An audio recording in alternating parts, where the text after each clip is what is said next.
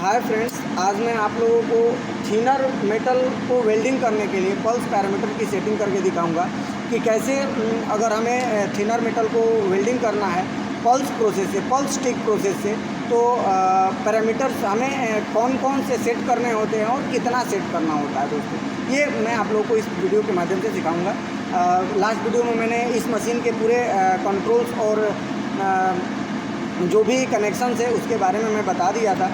तो आज मैं आप लोगों को पैरामीटर सेटिंग के बारे में दिखाऊंगा, पैरामीटर सेट करके दिखाऊंगा आप लोगों को, साथ ही साथ वेल्डिंग भी करके दिखाऊंगा उसी पैरामीटर पे कि कैसा वेल्डिंग होता है। चलिए देखते हैं दोस्तों। ये देखिए मेरे ये जो मेरे पास जो ये है 2 सीट का टुकड़ा है, ये जॉब है 2 सीट का। ये देखिए दोस्तों, आप लोग देख सकते हैं ये दोनों ही जो दोनों सीट के टुकड़े का जो थिकनेस है वो 0.5 मिलीमीटर के करीब है दोस्तों, यानी कि बहुत ही थिनर मेटल है।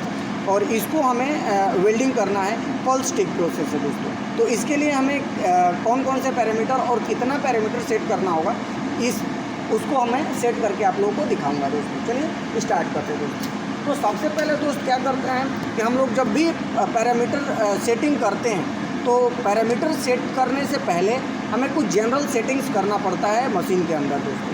तो सबसे पहले हमें क्या करना पड़ेगा, तो जो जनरल सेटिंग्स है दोस्तों वो है सबसे पहले कि हमें प्रोसेस चूज करना होगा। उसके बाद हमें आर्क स्टार्टिंग कंट्रोल भी चूज़ करना होगा, आर्क स्टार्टिंग मेथड। उसके बाद ट्रिगर जो कंट्रोल होता है उसे भी सेलेक्ट करना होता है। प्लस और भी जनरल चीज़ में, जैसे जनरल सेटिंग में जैसे रिमोट में काम करना है या फिर लोकल में काम करना है, तो ये भी सेटिंग करना पड़ता है दोस्तों। मैं पहले बता चुका हूँ। आगे स्टार्ट करते हैं। देखिए तो सबसे पहले मैं क्या करता हूँ, प्रोसेस सेलेक्ट कर लेता हूँ। मुझे टिक प्रोसेस में पल्स स्टिक प्रोसेस में वेल्डिंग करना है दोस्तों। तो अभी क्या है, देखिए नॉर्मल टिक में हमारा दिख रहा है, नॉर्मल टिक के सामने क्या है, एलईडी लाइट जल रहा है दोस्तों। तो अभी ये जो मशीन है वो नॉर्मल टिक में चल रही थी, लेकिन हमें क्या करना है, पल्स टिक में हमें चलाना है इस मशीन को। तो मैं क्या कर रहा हूँ, बटन दबा प्रेस करके मैं एलईडी को पल्स टिक प्रोसेस के सामने ला दिया, यानी कि अब ये मशीन जो सेट हो गई है वो पल्स टिक के लिए सेट हो गई है, पल्स टिक के लिए रेडी हो गई है दोस्तों। ठीक है। नेक्स्ट जो होता है जनरल सेटिंग, वो क्या होता है, स्टार्टअप, आर्क स्टार्टअप। हमें क्या लेना है दोस्तों, तो अभी देखिए ये लिफ्ट आर्क स्टार्टअप में है, मुझे हाई फ्रीक्वेंसी स्टार्टअप लेना है। तो मैं ऊपर वाला में कर दिया, हाई फ्रीक्वेंसी स्टार्टअप ले लिया दोस्तों। ठीक है। अब नेक्स्ट जो है सेटिंग क्या है, अभी देखिए दोस्तों क्या था, 2T में था, ये है ट्रिगर मोड कंट्रोल है तो 2T में है, लेकिन मुझे 2T में नहीं करना, 4T में करना है। तो मैं यहाँ पे 4T में कर दिया दोस्तों। 4T में आप लोग को पता है कि यदि मैं ट्रिगर से अपना उंगली हटा भी लेता हूँ फिर भी आर्क बुझता नहीं है, वो चलता रहता है दोस्तों। आर्क हमेशा इग्नाइट रहता है, तो इसलिए मैंने 4T कर रखा है। और जो लास्ट का जो जनरल सेटिंग है वो ये है कि हमें रिमोट में करना है या लोकल में करना है दोस्तों। तो अभी देखिए रिमोट में है, मुझे रिमोट में नहीं करना है, लोकल में करना है, तो मैंने लोकल में कर दिया दोस्तों। ठीक है। अब आइए पैरामीटर सेटिंग करते हैं। पाथ दिख रहा है, ये जो पाथ है ये है पल्स पैरामीटर का पाथ दोस्तों। इसी पाथ पे हमें पल्स का पैरामीटर ऐसे ऐसे सेट करना है और सेट करके फिर वेल्डिंग करना है दोस्तों। तो सबसे पहले मैं बैकवर्ड बटन प्रेस करके मैं फर्स्ट नंबर पे ला देता हूँ। ये मान लीजिए पहला नंबर है, तो पहला नंबर में क्या है, यहाँ पे जब बटन दब गया, यहाँ पे जैसे यहाँ पे आ गया, तो यहाँ पे आ गया है, तो इसका जहाँ ये जो लाइट एलईडी जल रहा है, इसका मतलब ये है कि यहाँ पे हमें shielding gas pre flow set करना है। सील्डिंग गैस देखिए आप लोग यहाँ पे ध्यान से देखिए, यहाँ पे गैस का भी सिंबल बनाया गया है सील्डिंग गैस का। तो यहाँ पे हमें shielding gas pre flow set करना है, तो मैं यहाँ पे ला दिया इसको, एलईडी को। और उसको हम लोग सेट कैसे करेंगे दोस्तों, तो उसको हम लोग को सेट करने के लिए हमें क्या चाहिए, हम लोग यूज़ करेंगे मल्टी फंक्शनल कंट्रोल, इसको यूज़ करेंगे। आप लोगों को मैं पिछले वीडियो में बताया था कि ये मल्टी फंक्शनल कंट्रोल क्यों बोलते हैं, अभी आप लोगों को और अभी भी इस वीडियो में भी दिखेगा दोस्तों। क्योंकि देखिए अब मैं यहाँ पे क्या, पहला पैरामीटर क्या है, सील्डिंग गैस प्री फ्लो। अब इसको सेट करता हूँ मैं 0.6 सेकेंड में सेट कर देता हूँ, 0.6 सेकेंड। ज़्यादा नहीं सेट करना है, ज़्यादा सेट करोगे दोस्तों तो क्या होगा कि वेस्टेज होगा सील्डिंग गैस का, तो ज़्यादा नहीं सेट करना है। 0.6 में सेट कर दिया। आगे फॉरवर्ड बटन से आगे बढ़ता हूँ। आगे बढ़ते ही ये अपना सेकंड पाथ लिया, दूसरा नंबर, दूसरा पैरामीटर आ गया। दूसरा पैरामीटर में देखिए दोस्तों अभी क्या है, 51 दिख रहा है, यानी कि दूसरा पैरामीटर में क्या सेट है, 51। ये जो दूसरा पैरामीटर हमें क्या बताता है ये इनिशियल करंट हमें सेट करना होता है, दूसरे पैरामीटर में हमें इनिशियल करंट सेट करना होता है। अभी इनिशियल करंट कितना सेट है 51, लेकिन हम बहुत ही थिन मेटल को वेल्डिंग करने जा रहे हैं हम लोग, तो ये बहुत ज़्यादा है। मैं इसको कम करके और 10 एम्पियर कर देता हूँ। अभी मैंने इनिशियल करंट 10 एम्पियर सेट कर रखा है दोस्तों। फिर फॉरवर्ड बटन को प्रेस करके आगे बढ़ते हैं तीसरे नंबर पैरामीटर पे। तीसरा नंबर जो पैरामीटर है दोस्तों, ये स्लोप अप कंट्रोल है। यहाँ पे ये स्लोप अप है, यानी कि यहाँ पे हमें स्लोप अप की सेटिंग करनी होगी दोस्तों, यानी कि कितने सेकंड में जो टेम्परेचर है वो इनिशियल करंट से अपना पीक करंट तक पहुँच जाएगा दोस्तों। तो ये स्लोप अप यहाँ पे हमें सेट करना होगा। ये बहुत ही ज़्यादा है 6 सेकंड, मैं इतना नहीं, कम कर देता हूँ, 2 सेकंड कर देता हूँ दोस्तों, ठीक है। 2 सेकंड मैंने स्लोप अप कर दिया। उसके बाद फिर से फॉरवर्ड बटन प्रेस करता हूँ, फॉरवर्ड बटन मैंने प्रेस किया। अब आ गया पीक करंट दोस्तों। आप लोग पता है कि पीक करंट जो होता है वो हाई लेवल करंट होता है वेल्डिंग का दोस्तों। तो यहाँ पे देखिए 163 एम्पियर दिया है, 163 एम्पियर, बहुत ही ज़्यादा है, क्योंकि हमारा जो सीट है बहुत ही थिन है, तो इसलिए इसको हमें मल्टी फंक्शनल कंट्रोल की सहायता से कम करना होगा।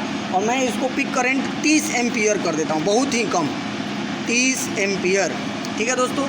फिर फॉरवर्ड बटन प्रेस करके मैं आगे बढ़ता हूँ। नेक्स्ट जो मेरा पैरामीटर है वो है बैकग्राउंड करंट दोस्तों। अभी मैंने क्या किया, पिक करंट सेट किया, फिर बैकग्राउंड करंट सेट किया करेंगे। तो बैकग्राउंड करंट कितना है, 27 है। ये भी थोड़ा सा ज़्यादा दिख रहा है मेरे को, ज़्यादा लग रहा है, तो ये मैं 20 कर देता हूँ, 20 एम्पियर कर दिया।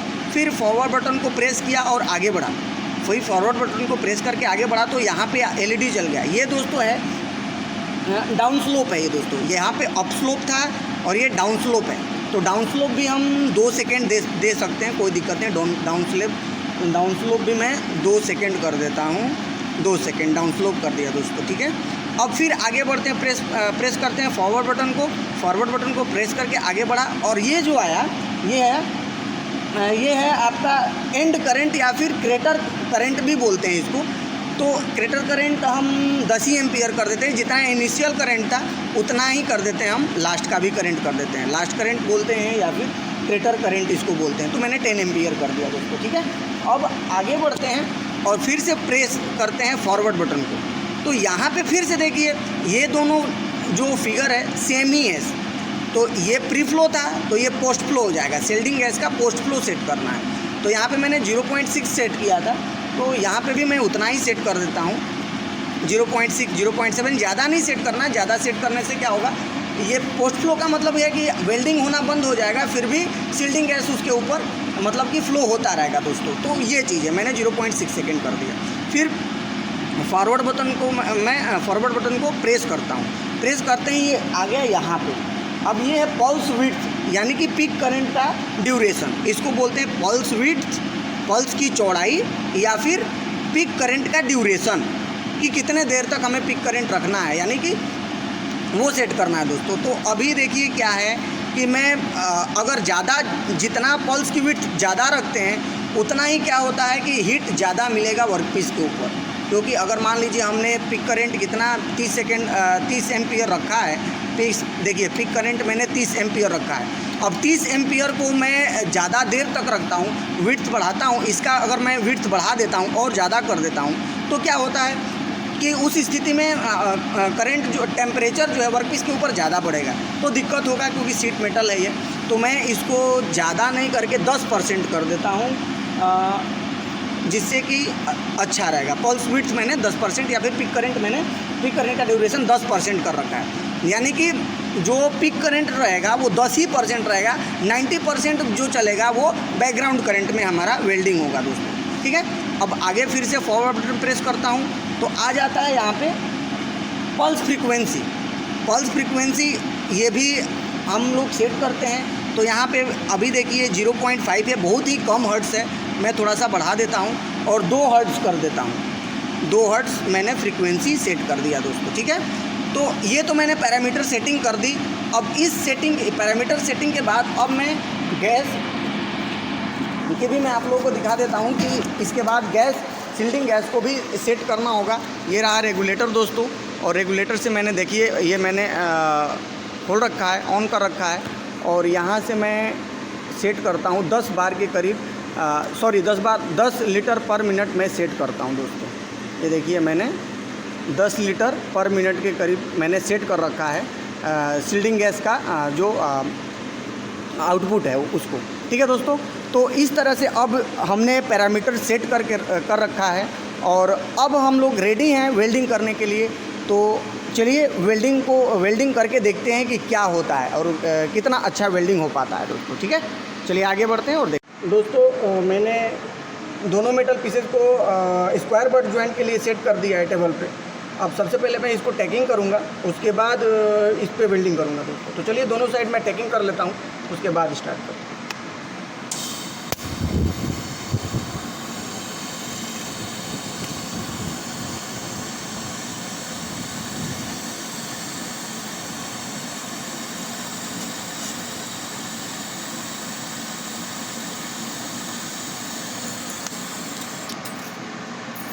वन साइड हो गया दोस्तों, सेकेंड साइड भी कर लेता हूँ।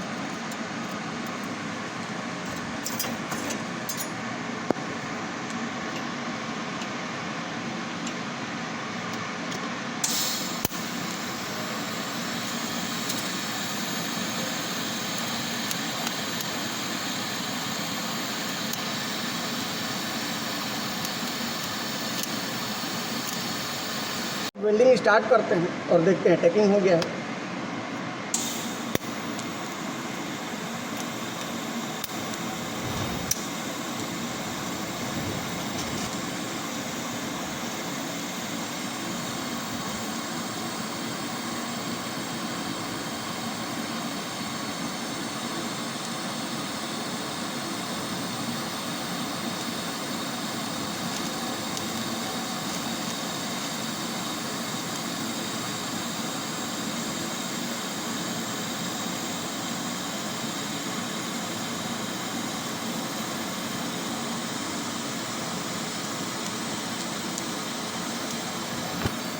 दोस्तों देखिए वेल्डिंग हो गया है, आप लोग देख सकते हैं दोस्तों।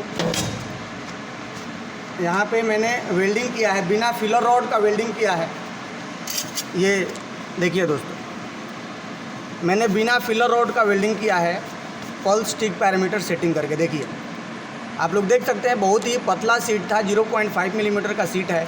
डिस्टोर्शन बहुत ही कम आया है, क्योंकि अगर इसको हमें क्लैम्प करना था तो मैं क्लैम्प नहीं किया था, फिर भी इतना बढ़िया बीट बना है दोस्तों। देख सकते हैं आप लोग कितना सुंदर बीट बना है। और इसी तरह से आप लोगों को पैरामीटर सेट करना पड़ता है वेल्डिंग के करने से पहले पल्स स्टिक में। अगर आपने करेक्ट पैरामीटर सेट करके वेल्डिंग कर दिया है, वेल्डिंग कर रहे हैं, तो आप लोगों को वेल्डिंग करने में कोई दिक्कत नहीं होगा, आसानी होगी दोस्तों। तो फिलहाल आज की इस वीडियो में इतना ही। नेक्स्ट वीडियो में मैं अलग पैरामीटर सेट करके दिखाऊंगा, अलग थिकनेस के मेटल के लिए पैरामीटर सेट करूंगा और फिर उस पर भी वेल्डिंग करके दिखाऊंगा दोस्तों। तब तक के लिए धन्यवाद।